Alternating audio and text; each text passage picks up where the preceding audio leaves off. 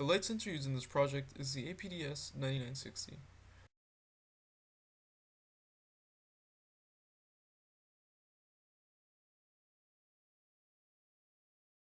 An IC is used to achieve sufficient amplification for proper light detection.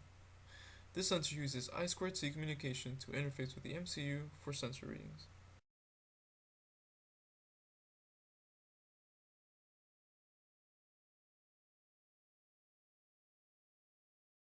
The IC is designed by Adafruit, where they provide a library that can be used in Arduino to operate the functionality of the light sensor.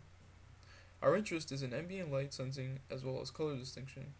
Here I test the sensor by various light intensities, including darkness to direct flashlight exposure.